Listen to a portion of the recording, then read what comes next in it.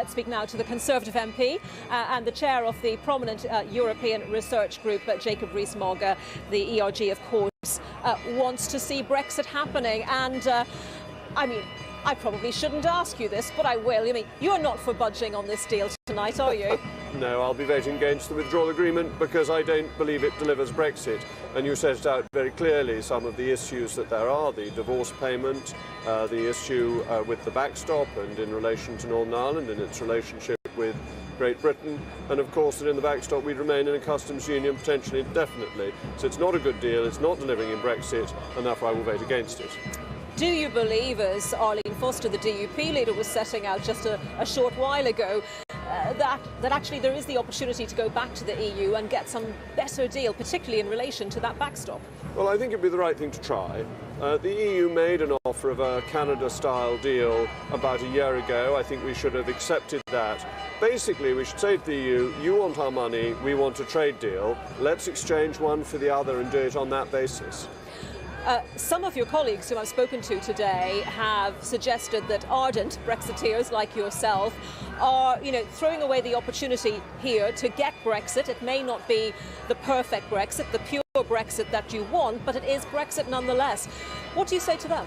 Well, Parliament legislated last year so that we will leave on the 29th of March with or without a deal.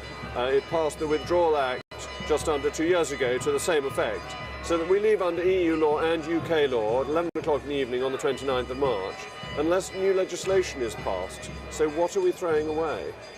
Well, what do you think we're throwing away?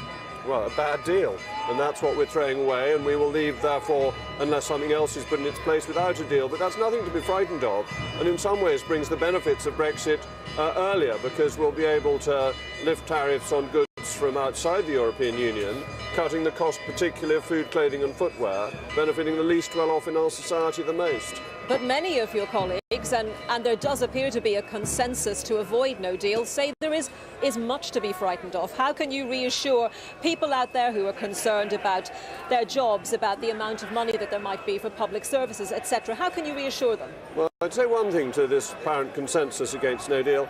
Ask them why they voted for it not once but twice. Ask these MPs why they voted for Article 50, which set out a 2-year time frame, and why they voted for the Withdrawal Act to mean that we would leave on the 29th of March.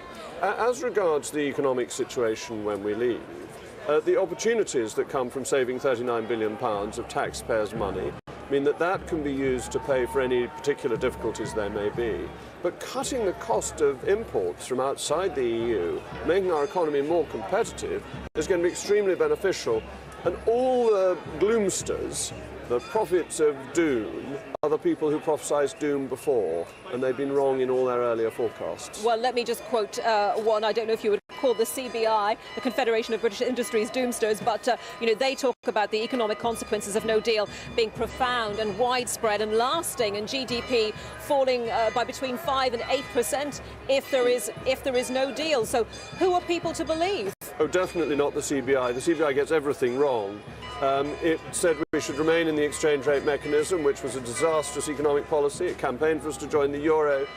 The CBI doesn't represent the vast majority of businesses in the United Kingdom. It represents a few strong incumbents who want to maintain their protected position, and it gets money from the EU anyway. So what would you expect it to say? You got your numbers wrong, to be fair, when it came to those letters of no confidence in the Prime Minister, so people get things wrong all the time, don't they? Up to a point, Lord Copper, we seem to get to those numbers, so a day or two here or there is a mere bagatelle.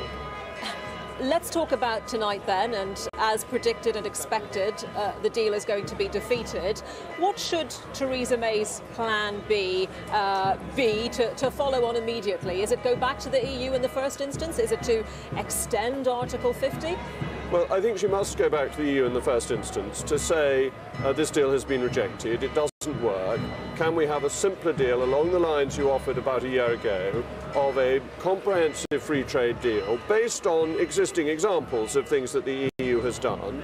And for an implementation period, and for this deal, we will pay you £39 billion. The EU gets the money that it needs, we get the trade deal that we want, and an implementation period. That seems the basis of a deal where everybody wins, and it's always puzzled me why the government didn't go down this route before and develop such a complex agreement that basically shadows membership of the European Union.